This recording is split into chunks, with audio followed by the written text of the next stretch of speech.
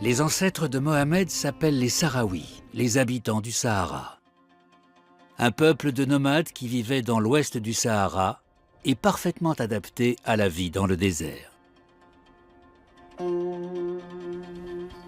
À la fin du XIXe siècle, les Espagnols occupent le territoire des Sahraouis et le baptisent Sahara espagnol.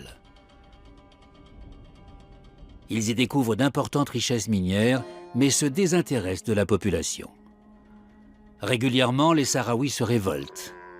En 1973, ils fondent l'armée de libération du Front Polisario.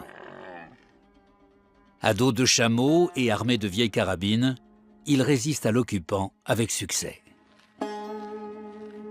En 1975, l'Espagne se déclare prête à se retirer du Sahara occidental. Mais avant même d'être libérée, la colonie suscite la convoitise du roi du Maroc, Hassan II. La même année, il organise la Marche verte. 350 000 colons marocains entrent dans le Sahara occidental qui se retrouve annexé par le Maroc.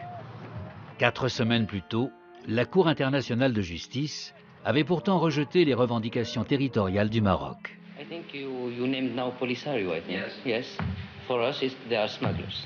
What will happen? Will they be attacked? If they attack the march, will you attack them? If they attack the march. If they attack the march, we will eat them.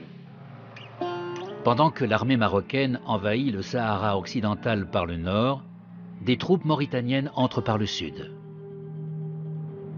L'Europe et les États-Unis soutiennent l'invasion avec des livraisons d'armes.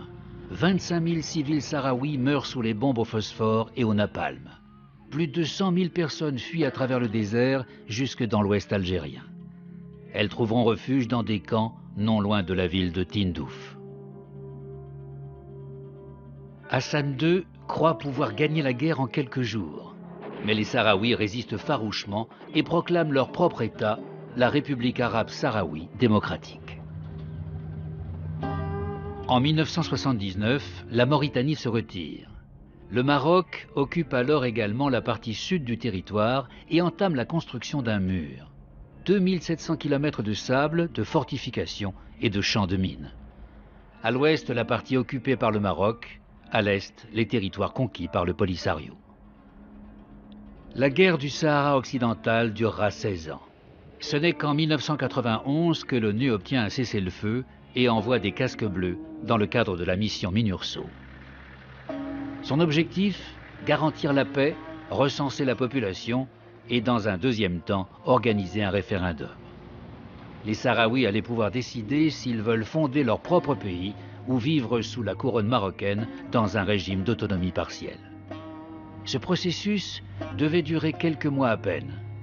Mais aujourd'hui, 21 ans plus tard, il semble toujours enlisé dans le sable du Sahara occidental.